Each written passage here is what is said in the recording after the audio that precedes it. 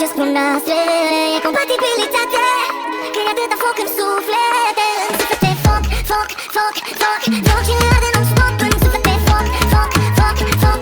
Eres diferente. Ei, mami, nu știu cum e mai bine. Zice zodiacul să nu mă apropii de tine. Dar ei, mami, am visele la tine, nu mă lasă să te las. De când ai intrat pe ușă, e clar de seducătoare. Te-a săgetat din prima, poți să-i spui săgetătoare. Ochii scripitori, ce culoare, ce nuanță.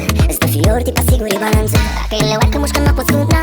Număr ce puștam, n-are pușcă pentru ea. Dacă e capricos, se joacă cu mintea ta. Te simți criminal, dar ești victima.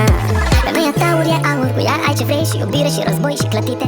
Când și pe stradă, și acasă, ți-am luat mințile. E vărsătoare și nebună și cu minte. Dacă tu ești jumătate, nu contează ce spun noastre, e compatibilitate, că e atâta foc în suflete. În suflete foc, foc, foc, foc, foc și ne arde non-stop. În suflete foc, foc, foc, foc.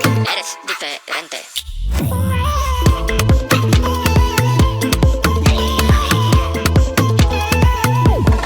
Ei, mami, nu știu cum e mai bine. Zice zodiacul să nu mă apropii de tine. Dar ei, mami, am visele la tine, nu mă lasă să te las. Să scap ușor, nu e cazul, are stilul ăla fin. Era și ăsta hază, te și chinuie puțin. Ea nu-i de la naf, dar îi toate controlul. Chiar dacă e fecioare, vine atât de bine în rolul.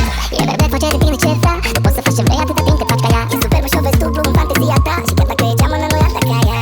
A respira și sub apă, doar să o iubești, că sirena e zodia pești. Dar dacă e scorpion și tu încă trăiești, înseamnă că te place, că o să-i mulțumești.